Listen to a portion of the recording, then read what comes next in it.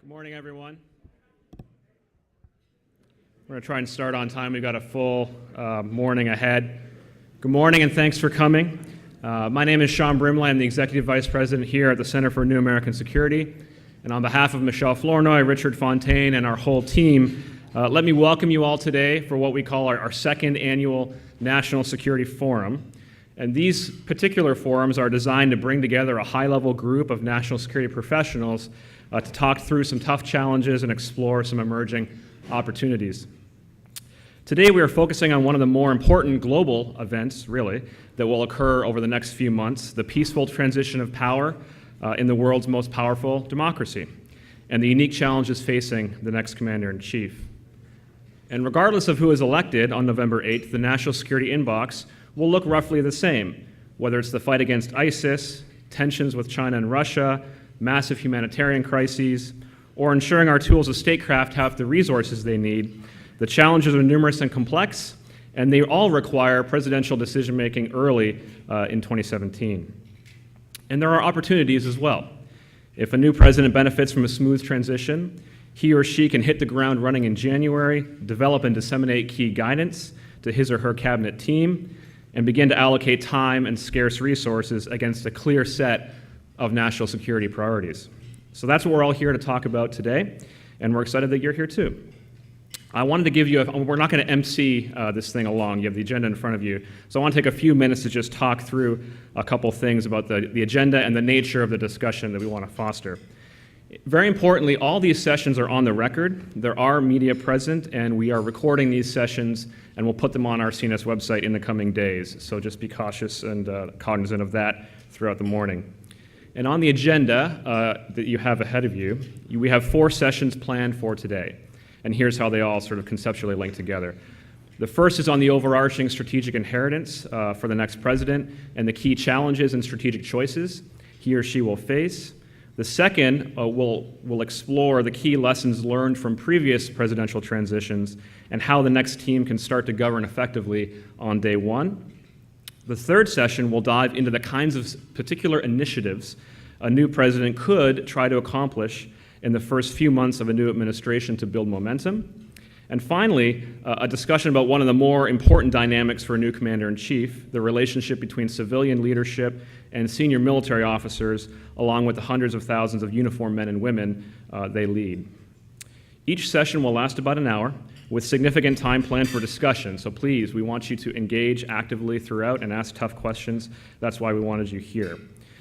We've also produced a couple of videos that are designed to tee up several of these sessions. So expect these videos to run just prior to the first, second, and fourth session. And there'll be a 15-minute break after the second session around about 11 o'clock. And finally, we at CNAS pride ourselves on being strongly bipartisan, and we desire and expect that ethos to continue throughout today's discussion. And we're very happy to have folks affiliated with both presidential campaigns here today, some with formal roles on the various transition teams. And obviously, a lot of the national security topics we can discuss can easily get into sort of partisan discussions. But we'd ask you to try as best as you can to avoid this, and we'd love for today's discussions to focus on the kinds of challenges and opportunities the next president will face, irrespective of their political party, and the kinds of things we as national security professionals can do to help prepare the nation for the complex months ahead. So with that, thank you for coming. We can roll the first video now, and the first session can get prepared. Thank you so much.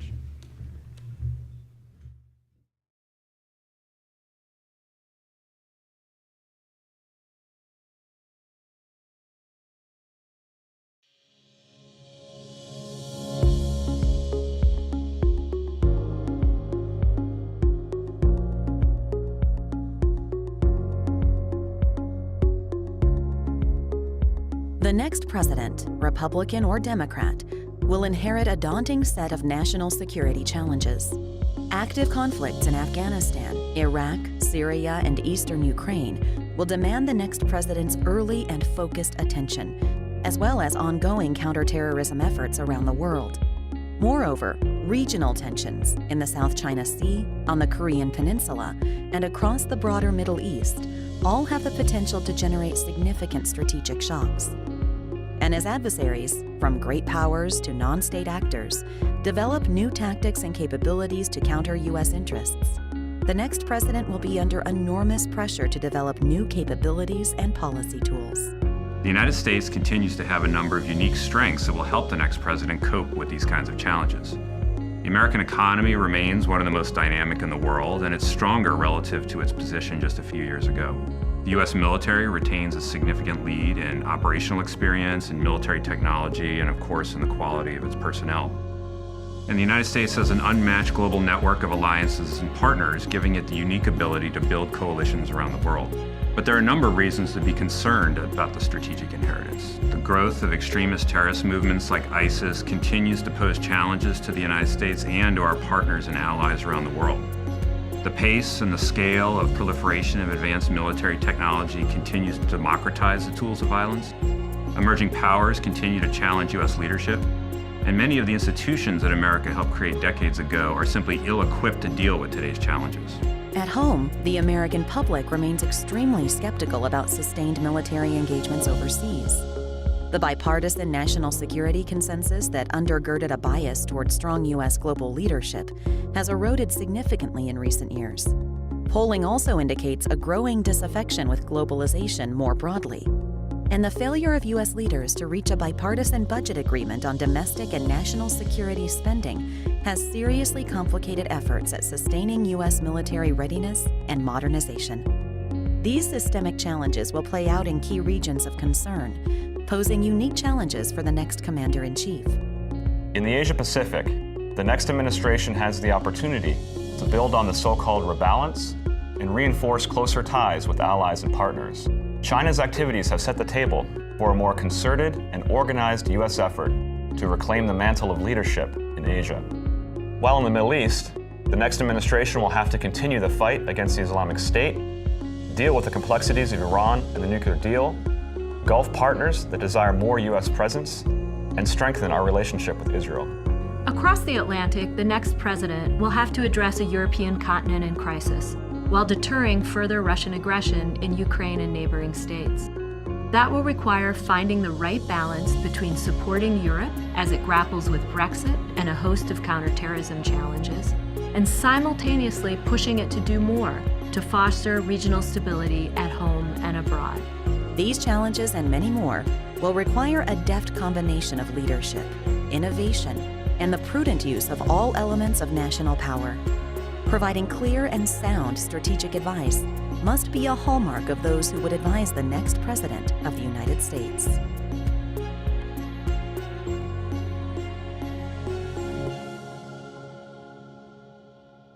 that was great.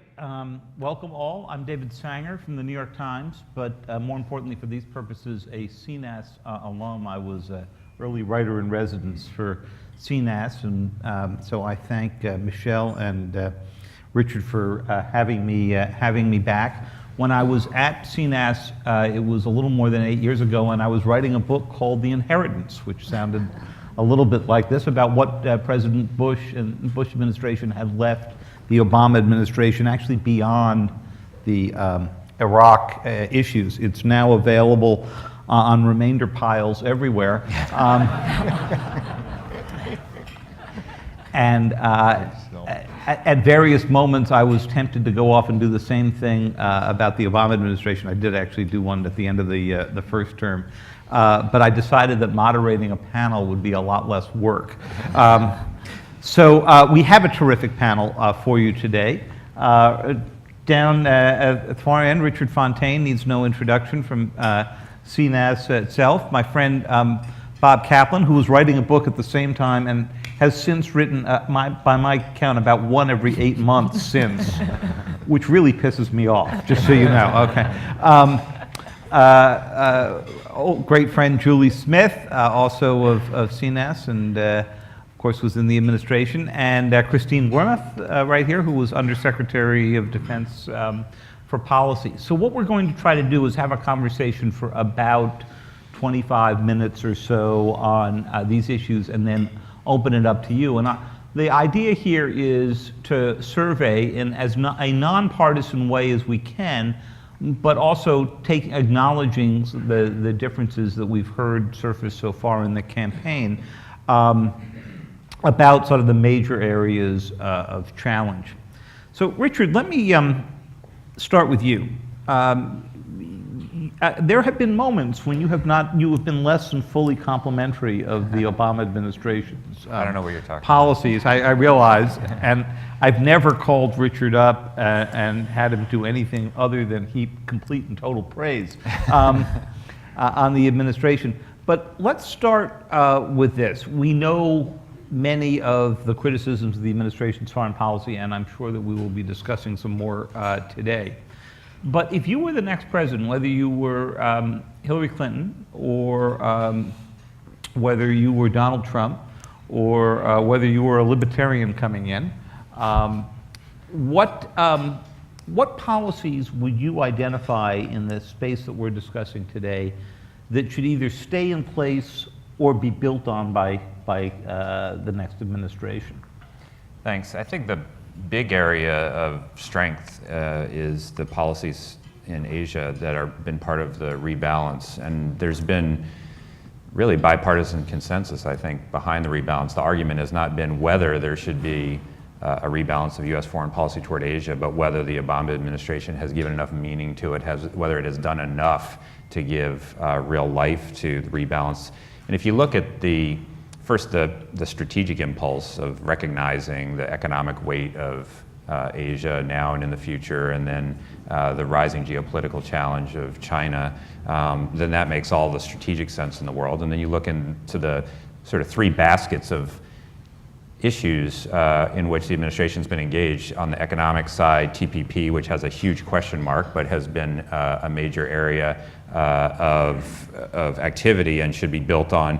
On the military side, revised defense guidelines with Japan, deployment of THAAD in Korea, the LCS in Singapore, base access in the Philippines, the Marines in Darwin. You can sort of look around the region and see a flurry of activity there. And on the diplomatic side, the East Asia Summit, the Treaty of Amity and Cooperation with ASEAN, the U.S. ambassador to ASEAN. So there's a lot going on there. And I think the challenge for the next president is going to be to build on the successes thus far, with TPP being the biggest, by far the biggest sort of question mark. Let me just follow up with one on that point, because I agree that Asia is one of the areas where I think there's going to be a lot of bipartisan support for building. But the administration didn't falter on the pivot to Asia or the rebalancing for any lack of desire. They clearly wanted to go do this. And in the first term, I think they set out an incredibly aggressive agenda on that, fueled by two of the founders of CNAS at the time. So in the second term, as you diagnose it, what is it that kept them from executing on the strategy? Because that is, you would think that the same impediments could well hit the next president, whoever that is. Yeah, and part of this is personality, and the fact that the Secretary of State used his first year and a half to pursue a peace agreement between the Israelis and the Palestinians that had approximately zero chance of success, meant there was a large opportunity cost in spending more time and attention on the diplomatic side, at least in Asia. And then the Iran deal, then Iran Syria. deal, and then Syria, and in the midst of all that, increasing numbers of conversations and attention given to the relationship between the United States and Russia. And no administration, no Secretary of State can do everything everywhere in the world all at the same time. There's a balance involved, and both the pattern of activity and the rhetoric around the rebalance in the first term raised expectations in Asia that there was going to be more to come, raised some fears in Europe and Middle East that they would be abandoned in favor of Asia. But it created a set of expectations all around that I think were not met in the region in the second term. Okay, we'll come back to this a little bit later on, and we'll ask Christine, in fact, whether she thinks that the defense side, which was the area where I think actually much of the agenda was well put in place and on the way, ended up sort of overwhelming what you point out as the diplomatic side of this. Julie, let me turn to you. So, if there was an issue 4 years ago that was not dominating panels like this as much that is today, it's Russia. It's Vladimir Putin's Russia. We didn't spend a huge amount of time on it. When I go back and I look over one of those remainder copies of The Inheritance from 8 years ago, I wrote astoundingly little about Russia, and it was a big mistake. We've operated under the assumption for the past 25 years that Russia's overall goal here is to get integrated in some way while maintaining a good deal of independence with the West, to operate with NATO. It's why we made the G7, the G8, and so forth. So 25 years into that happy experiment, do we think that the next president is going to have to fundamentally reassess the question of whether or not we should even be operating under that strategic assumption?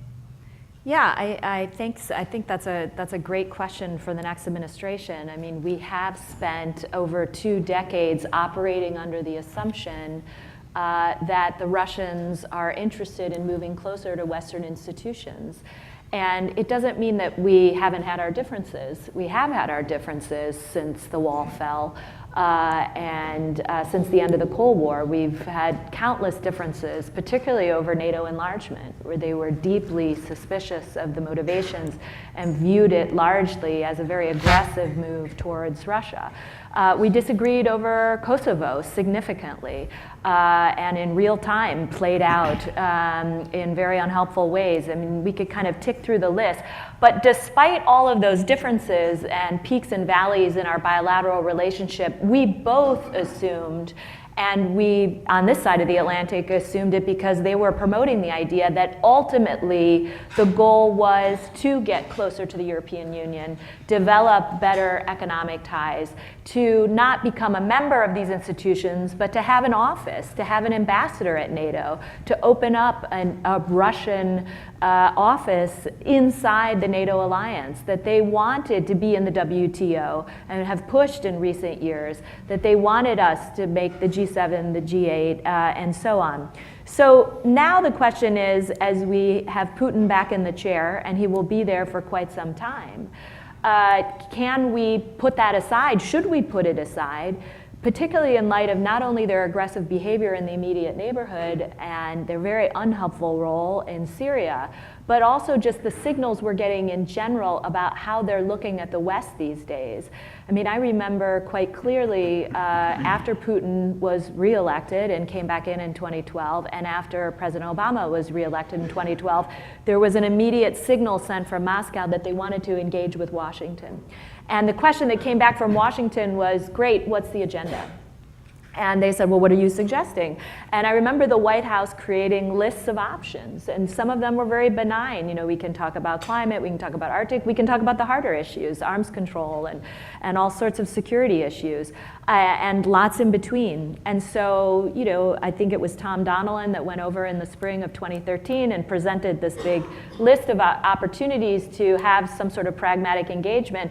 And essentially, there was very, very little interest on the other side. They wanted the engagement, they wanted the photo op, they want to be seen standing next to the President of the United States, they want to be viewed as a peer, and they want to be viewed as a member of the club. But they're not necessarily interested in a lot of the substance of that agenda.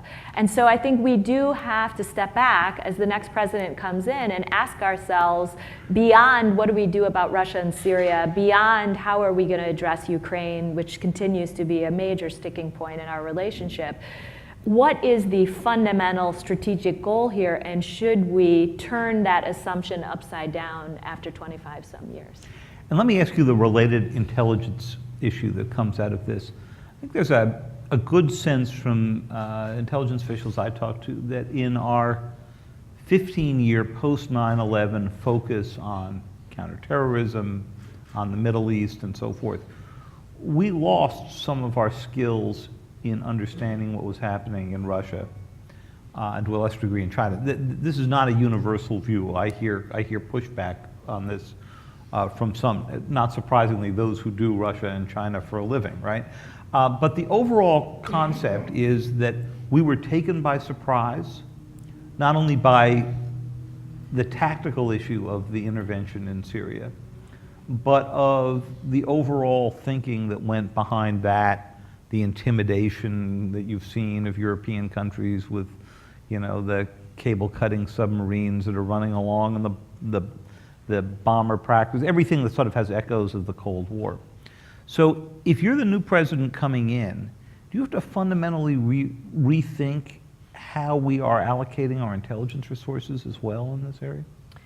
Well, I do think we made certain assumptions years ago that kind of the broad European space, and you can put Russia in that, was generally in a not perfect place, but in a place that would allow us the luxury of looking elsewhere. And I think our whole government adjusted to that reality and made certain choices about collection, about emphasis on training new analysts, about our analysis, just across the board. So it's not just the intelligence piece, but it's really every link in the chain. We have a smaller bench when it comes to, I mean, look at every think tank in town. 25 years ago, 30 years ago, a lot of the think tanks here spent an enormous amount of their time and resources looking at Europe and Russia for all the obvious reasons. That's changed significantly. We have a lot of organizations outside of government, even our own government, focused on the Middle East and Asia, increasingly so. And so now we have to ask ourselves, you know, as we will continue to remain focused on those two other regions, how do we bring up our analysts, you know, deep in the bench, ensure that the intelligence assets are there, we've got eyes on the problem, and that the analysis piece is also there. I think something has been lost. I don't want to overstate it, I don't want to exaggerate it, but I know in my own experience I find fewer and fewer young people coming through asking about how they can become experts on Russia, much more interested in other regions of the world. So there's a building up of capacity there that certainly needs to be addressed. Well, thanks. Bob, let me turn to you on a sort of related question. So we find ourselves dealing with the Russians in sort of three major arenas right now. Syria, which I've already mentioned, the Baltics, and Ukraine. I'll put those, even though they don't geographically fit in one basket, but let's put that in areas that Russia is either actively engaged right now in a hybrid war or is just intimidating. And cyberspace. Huge amount of attention to what could or could not happen if there was an effort to disrupt the election.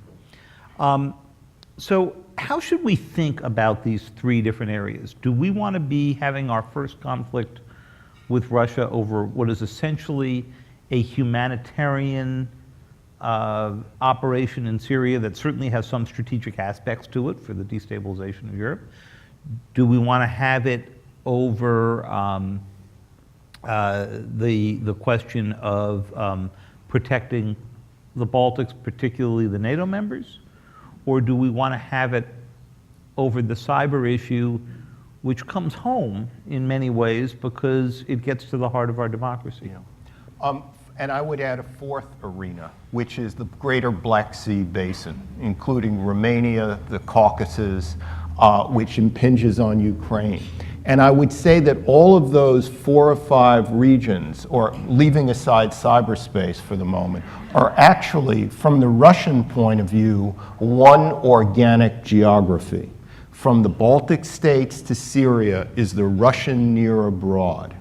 And there's less of a distinction between the 3 or 4 among their area experts than there is among our area experts. And what that translates into is that if we take a calculated provocative action in Syria, there's no law that says that the Russians have to respond in Syria.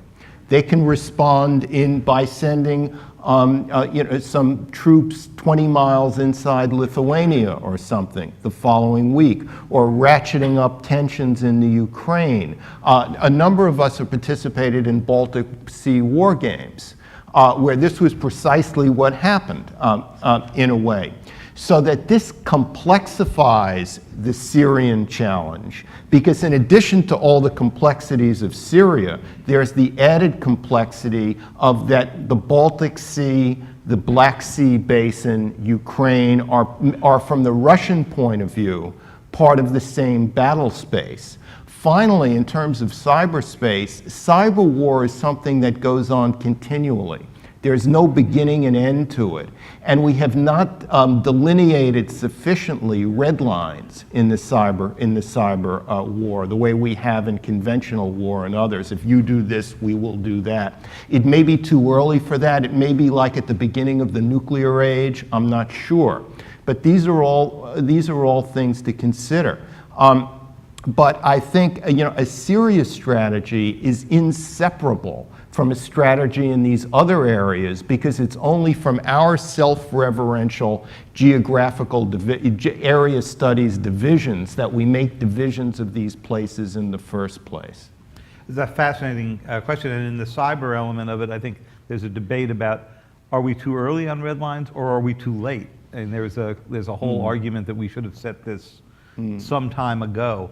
But just to follow up on the NATO side of this. So I did one of the foreign policy interviews I did with Mr. Trump. We spent time on the NATO issues he's raised, and I specifically raised the situation of Estonia, Latvia, Lithuania, and I said, if they suffered an incursion, an attack by Russia, would you come in? And his answer, which was fascinating, was, I would check first to see what their contributions to NATO have been. And this has been sort of an extension of an argument. I mean, a lot of people derided this for, it's the equivalent of calling down to the fire department to come put out the fire. And they say, well, Mr. Kaplan, let's check where you are in your taxes right now. But what he was also doing was taking an extension and going a significant way beyond where President Obama, where Bob Gates and others were, in saying, look, there will be a long-term cost to any NATO members who aren't making a significant contribution.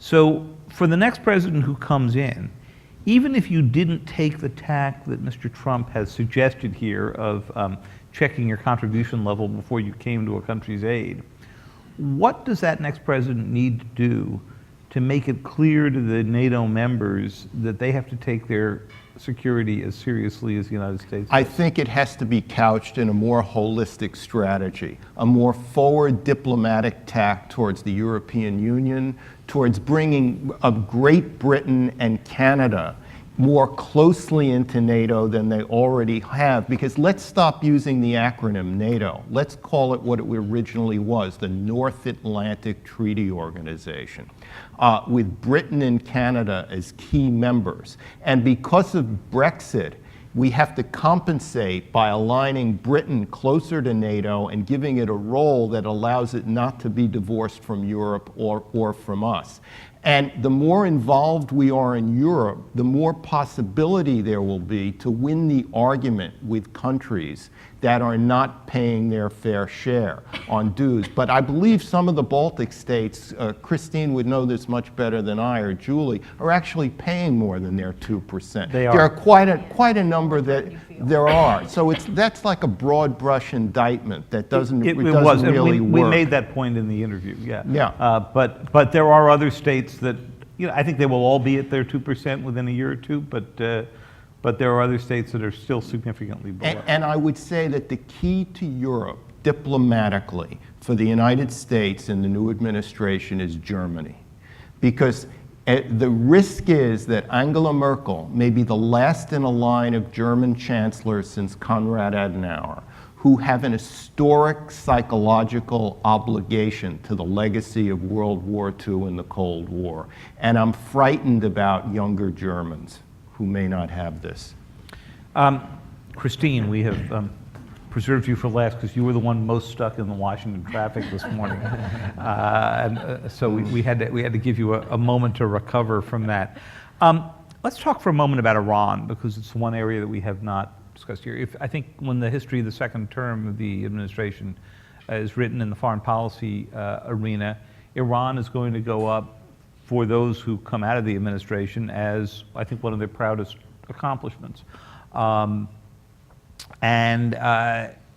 At the time the deal was struck, and I was covering sort of each move along the way in Vienna and in Switzerland, and discovering that you don't get any you don't get any sympathy from your colleagues when you tell them that you're stuck in Vienna because negotiations have gone on too long.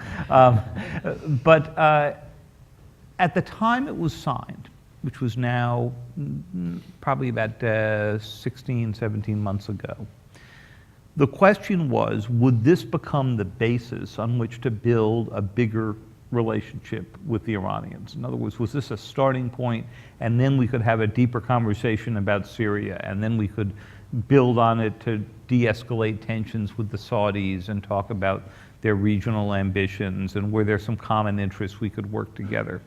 That may yet happen, but 17 months out, I would be hard-pressed to find much evidence that it has. So as a new president comes in and they look on at the JPCOA, what would they do? Yeah, I mean, I think, first of all, it's fair to say, no doubt that those in the Obama administration who are most involved with negotiating the agreement with Iran see it as a cornerstone achievement and are, I think, are, very proud of it for good reasons. At the same time, I think most that were involved were very realistic about the prospects for it becoming sort of the launching pad to a fundamentally different relationship with Iran. And I think there's always been a lot of skepticism about the prospects for that. Perhaps, over time, in a longer term, we may see more of a transformation inside of Iran. But right now, I think there's still an incredible struggle between the hardliners and those, I think, who want to try to help the Iranian public, come more into the modern world and try and generate much greater economic benefits for the country. That's still very much a struggle, I think, inside of Iran. I think the next administration, just as this one, needs to remain extremely focused on implementation of the agreement and holding Iran's feet to the fire in terms of meeting its obligations under the agreement. The Obama administration's position has been, to take quite a strict line on implementation, and I think that very much needs to continue. Not only is it appropriate, I think, in terms of making sure that the Iranian nuclear weapons program, remains closed off, but also, our credibility with Congress is on the line. We made very, it was extremely difficult to be able to get agreement from the Congress, so I think we want to make sure we live up to that. I also think the next administration needs to do more to make clear that it is continuing to pay attention to Iran's malign behavior in other areas. The nuclear agreement was one thing, but what Iran is doing in terms of its missile program, in terms of its maritime capabilities, in terms of its support for groups like Hezbollah and other terrorist groups, that needs to be pushed back on, I think, very, very firmly. And why hasn't it been? Well, I think there has been some pushback, and it's certainly something that the administration has paid attention to. But I think we need to do it more publicly and more proactively, because among other things, I think when you look at the broader Middle East, and I think that's a whole other challenge for the new administration, whatever flavor it is.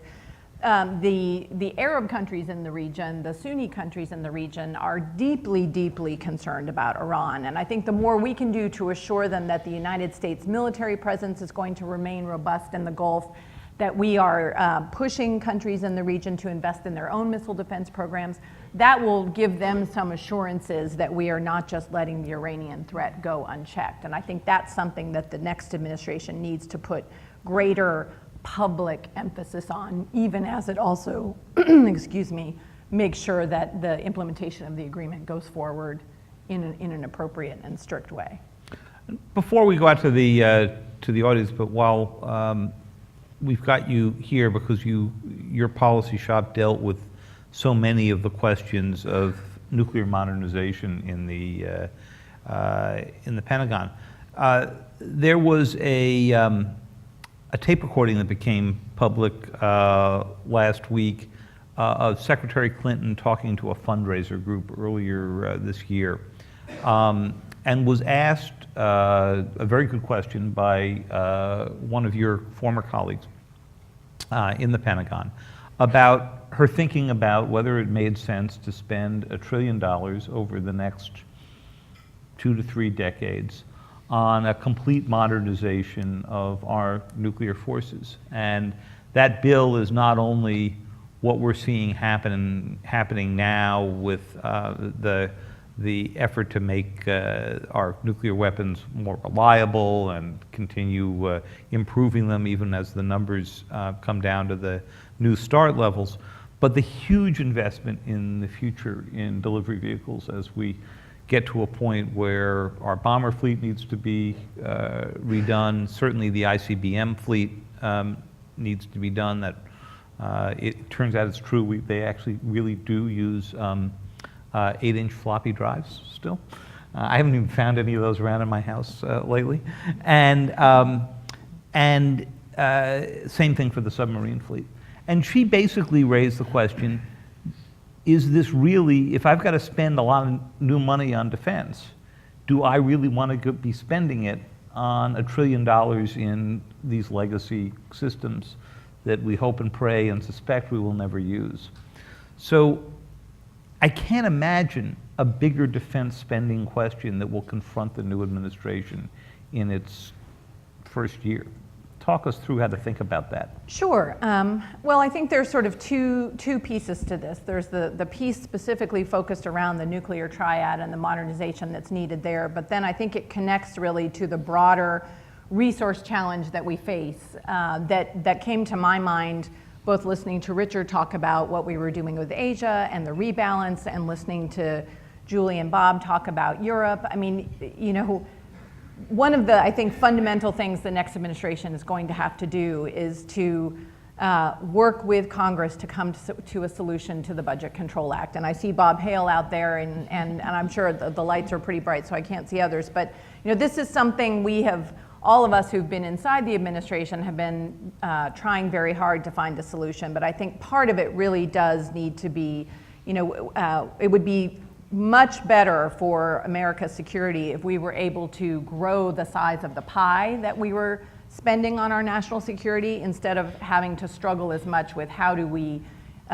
divide up the pie between the nuclear triad, Europe, the Asia rebalance, et cetera. But on the nuclear triad in particular, you know, I think this is not a new issue. I mean, the president, even while I was in the National Security Council, did a major review of nuclear policy, and that was in sort of the 2012 timeframe. And at that time, you know, we certainly reaffirmed the value in terms of our deterrent to having a nuclear triad as opposed to potentially going to a dyad, for example. But I think, you know, given the magnitude of the investments that we're looking at with the need for a replacement to the Ohio-class submarine, to update the ICBM leg of the triad, the bomber, given the magnitude of the investments that are going to be needed, that's something that the next administration should look at again, because reasonable people can disagree on that and have different perspectives about how much is really needed. And you know, certainly I think Secretary Carter, for example, feels very, very strongly about the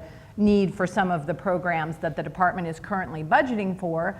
But there are others who I think feel like, you know, maybe pieces of those investments aren't as necessary. So I think it's a very appropriate policy issue to have the next administration review. But again, I think part of it really should underscore what should we be doing at the same time to try to increase the overall size of the resources that are available for our national security, and not just for the Defense Department, but for the State Department, for the intelligence community, for Treasury and others who all, you know, together are charged with being guardians of our national security. One last that I'll just throw out to whoever it is who wants to pick it up.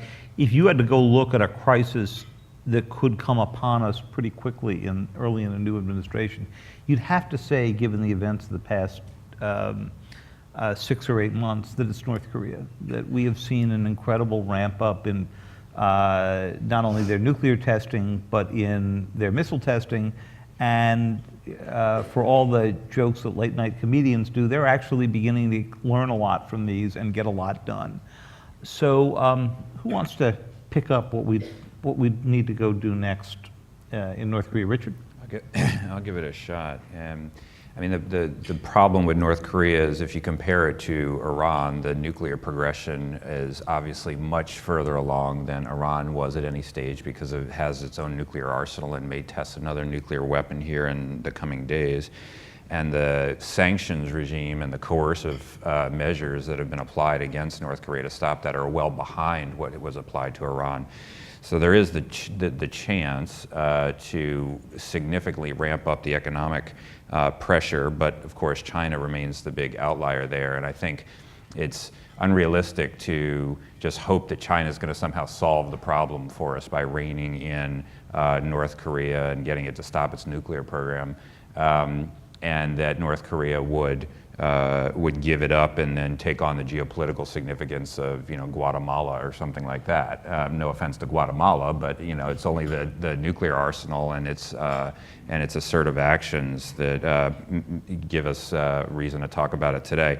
So I think you have a chance to sort of put together a much broader sanctions effort, which would include sanctioning Chinese entities that are doing business in North Korea. But I think there's going to be a much tougher question facing the next president, which is if the North Koreans get to the point where they have an intercontinental ballistic missile that can reach the United States and a nuclear warhead that they can mate to that missile, does the United States allow that to happen or not? And the not may be using force to stop it.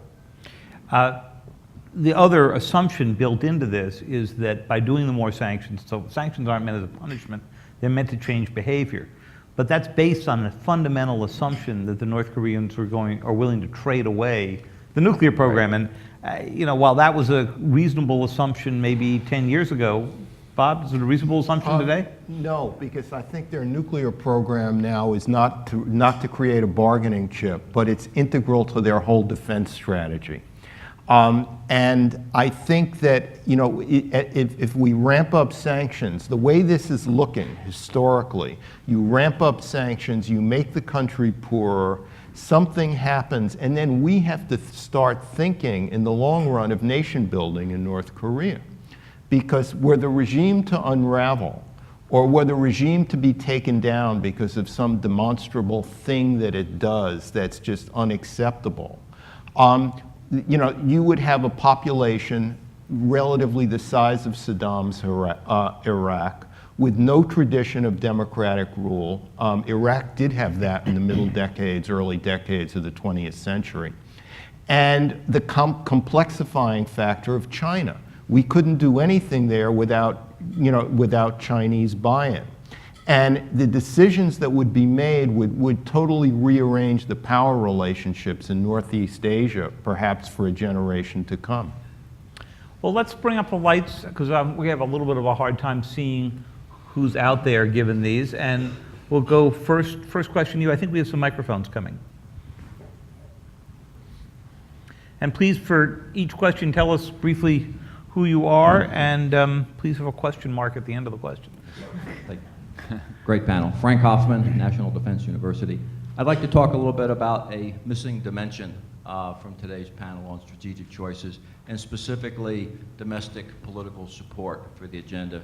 I think the group here has a common worldview, certainly the panel does, about the importance of America's role in the world. But given the choices in the election, given the demographics of the country, given the economic basis, given the CBO projections, how does the panel assess the elasticity of domestic support for the strategic choices that we've framed today? And basically, if that support is weak, what narrative about America's role in the world does the panel believe that the next administration should take? Julie, you want to take the first shot?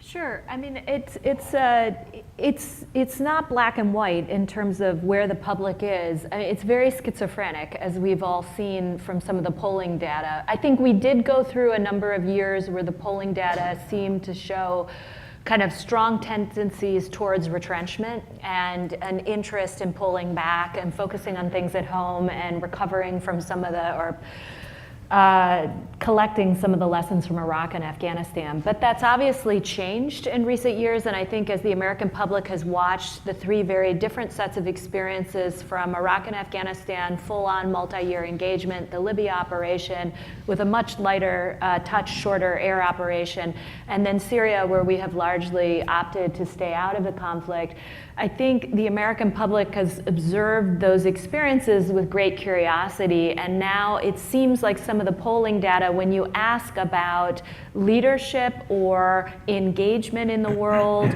or asserting kind of our influence on friends and partners, but also our adversaries, it seems like now the American public yearns for leadership, and in part this comes back to Trump's main slogan, however you want to define making America great again, there's some component in there about leadership, strength abroad, strength at home, that is clearly resonating with a part of our population. At the same time, I don't think that necessarily translates into a 10-year, multi-year, 200,000 ground troops going into some conflict in a faraway place.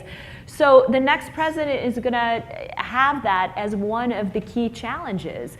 We still have a lot of questions by the public about the utility of the use of force, and yet an interest in kind of reasserting ourselves on the world stage and not being in a weaker position. And I think by many Americans, we're seen as having a weaker card to play in some of these conflicts that we've talked about here this morning. So a lot of it will come down to how the next president chooses to engage the American public about why we are engaging where with what instruments of US power. And I think it will take, in some ways, a revisiting of the fundamental principles of US foreign policy. I mean, which goes back to even things like, why do we have alliances? I mean, I really think in many ways we have to get back to basics. And there is some learning there, whether it's about explaining why we even have an alliance like NATO, or why global trade is not necessarily in all cases a four-letter word. So there's work to be done in engaging the American public, but also understanding that there are going to be limits, very clear limits. Christine, let me ask you to pop into this, but to build on something also that Julie just said. You know, the most fascinating word in Make America Great Again is the word again, because that implies a level of both engagement, intervention, and spending that President Obama has basically said, you know, Americans post-Iraq and Afghanistan are not ready to go stand up for. He used to say in the first term, you know, we want to do nation building at home. So I think that gets at the critical difference that Julie has pointed out. So how do you square, I mean, that's going to be a problem no matter who's elected president. How do you square those two?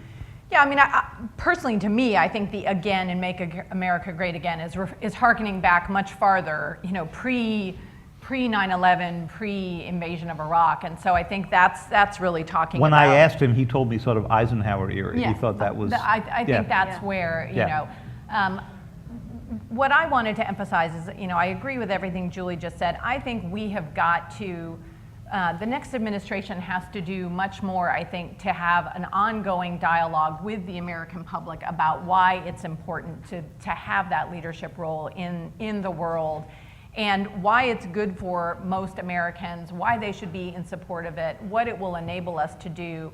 I don't think we've talked as much to the public about what we're doing, why it's important, why it's in their interests. And I think that's clearly something that we are lacking right now. I mean, it struck me that to do the kinds of things that the national security community, sort of policy experts want us to be able to do, we have got to have more durable, sustainable support from the American public. And we have to build that, because we don't have it right now. I mean, the American public thinks about policy, you know, its tolerance for policy solutions is a 1 to 2 year time frame. If we haven't solved Syria in a year, then we must be failing. And I think, you know, to do what we need to do in Asia, with North Korea, with Europe, with the Middle East, we have to have a much longer time frame. And right now, we don't have the political support from the public to do those kinds of things. And I think we have to spend much more time educating and leading and engaging the public to try to build that kind of support, or we're going to continually find ourselves, I think, as as people trying to govern stuck with a set of solutions that are too short-term to actually have any real impact. In fact, I think you could argue that the public time frame has shortened, while when you think of the nature of the problems that we're facing, whether it's global warming or whether it is proliferation or whether it's rebuilding the Middle East, those problems have sort of, they've become generational at a time that our attention span is sort of brought down. Let's get a few more right here. There's a mic coming right to you here. Charlie Gallant from Duke Law School. Are we vulnerable to any sort of strategic surprise by Russia in Asia? We hear a lot about Europe and the Middle East, but what are they, if anything, are they doing in Asia? Bob? I would say that Russia's real strategic rival is actually not the United States, it's China. But Russia can never say this openly. Russia has a long thousands of miles borders with China, which is contested. China is by some degrees beating the pants off Russia in former Soviet Central Asia in terms of investment, building roads, pipelines, rail links, etc. The Russians need China to buy their natural gas. Because the European market is getting played out, and the Russians know this. I think that I don't see a play for Russia in Asia, but what I do see is, given Putin's tactical agility, is the way the Russians are having war games with the Chinese, in East Asia. This is not that they'll be an ally of, they can be a tactical ally of China, is what I'm saying, not a strategic ally. And I think that, but I do think the real competition in Eurasia is between Russia and China, even though no official on either side would ever admit this. Try to get in a few more because we're running a little low on time. There was a hand over here someplace before, and I'm trying to see it anew. Right there, yeah. Hi, I'm Radha Iyengar. I'm from RAND. So this panel discussion has been noticeably absent in its discussion of non-state actors, which is maybe appropriate given the strategic discussion, but I think at the very least, the role that non-state actors and events like Benghazi play in shaping what strategic policy choices can be made is worth sort of a broader discussion. So I'm wondering if you guys could talk a little bit about the extent to which there are strategic choices in combating non-state actors, ISIS and beyond, and at least how that plays into popular support for national security policy. It's a good reminder. Richard, you want to start with that? Sure. Well, certainly if you look at what Americans are concerned about, terrorism is at the top of the list, and they're more worried about ISIS than they are about China or one of the other state-based actors that we've been discussing.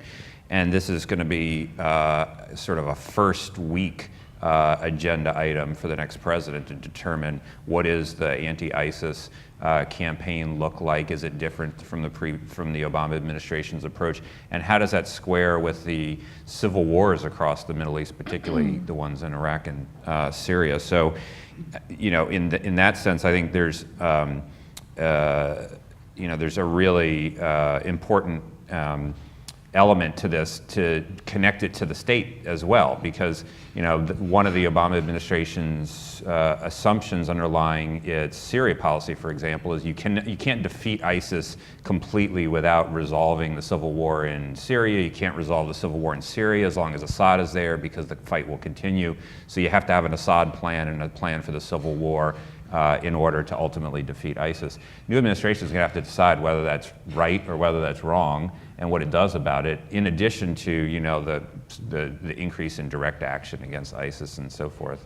And if I could say one quick word about the populism thing, because this good question, Bob and I have together written on this issue. I think there's sometimes a sentiment in Washington and other capitals as you travel around that if Hillary Clinton wins the election, then everybody just sort of wipes their brow and goes, wow, that was a close one. 2016 was a crazy year, but let's get back to basics and let's have the sort of standard foreign policy, traditional American internationalism with the same degree of popular either support or indifference as we've always had. And I think that's wrong. If you look at both the impulses that have driven Sanders and Trump, then on issues like trade, on alliances, on burden sharing, on the utility of force and whether America can be successful in its military interventions abroad, how narrowly construed our national interests are. All of these kinds of things are going to be something the next president, even if it is Hillary Clinton in this broad mainstream of U.S. foreign policy, is going to have to deal with. Well, we see our next panel assembling, which is always a subtle reminder to the moderator that we're coming to the end here. So let's just take one more if we can. And back in the back corner over there? Yeah. Mike's coming to you. Thank you. Tom Colina, Plowshares Fund. And David, I want to pick up on your question about the $1 trillion nuclear arsenal rebuild. And Christine, part of your answer was, well, let's grow the whole pie and try to pay for it all. If we can't do that, if choices have to be made, I'm wondering how the panel will prioritize between nuclear capacities and conventional.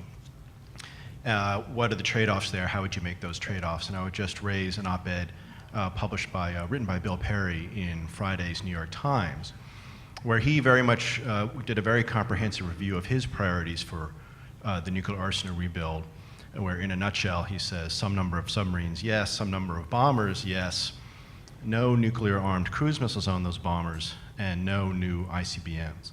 And I'm just wondering how, which in my estimation would save roughly $300 billion over that time frame. So if the panel could give me a sense of how you think superb question. about that. We'll ask each of the panels who wants to take up on this. But Christine, Bill Perry made I thought, a very strong and in many ways compelling case. And from just listening to him over the past few years, I think he believes that the Obama administration may have missed an opportunity in one of those nuclear posture reviews that you referred to earlier, to put us on the pathway to either reducing dramatically the number of weapons, even absent a further agreement with the Russians, or going the path that he advocated in the op-ed, which was basically not renew the ICBM program. So let's press you to be a little more specific on the kind of choices you think would be appropriate. And then we'll go down the rest of the panel. Sure. I mean, I will say personally, I am very sympathetic to the argument that Secretary Perry has laid out. And again, I was a part of the review that we did sort of a few years ago. And I think, for us, the submarine leg is by far the most important and survivable leg of the current nuclear triad. I think if you were pressed to make choices, I think looking at the ICBM leg is certainly where I personally would look.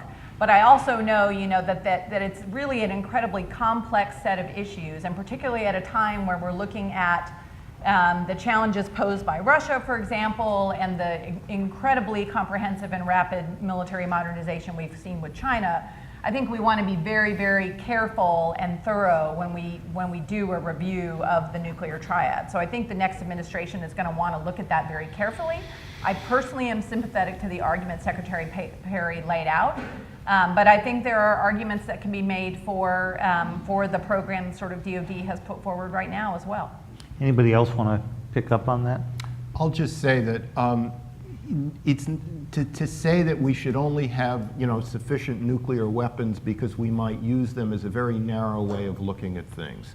Simply the ownership of a sufficient nuclear arsenal affects the behavior of our adversaries and rivals in positive ways to us. And if we were to build down too much, I think then we would see nuclear proliferation elsewhere, because countries like Japan and elsewhere wouldn't feel as protected. Yeah, and given everything North Korea is doing, I Yes. think they're already feeling nervous. Yeah. And that was the immediate argument that came up when Mr. Trump made the argument that he was okay if they went off and built their own arsenals in South Korea and in Japan. But I would feel much more comfortable if we're protecting Japan in a nuclear way than if Japan has its own weapons. Because Japan is closer to the battle space, therefore more likely to be influenced by emotions. And Japan, as robust a democracy as it has, doesn't have quite the command control procedures and bureaucratic mechanisms for managing these horrific weapons the way we have built up over the decades. Julie, Richard, any last thoughts on this? Well, all I would add is that, you know, the origin of the alliance system in Asia was designed not only to stop communists, but also to make sure that there was some constraint on the ability of any of our allies to sort of go their own way without the United States having any involvement in it. And so I think you know, if we actually got to the point where our allies were starting to arm themselves nuclearly, then you would undermine this and to the detriment of security across the region. Well, thank you all for a fascinating conversation to get us all going. It made me regret I didn't do Inheritance 2. But I think you guys did a better job in an hour than I would have done in 2 years of work. So thank you very much, and we look forward to the next panel.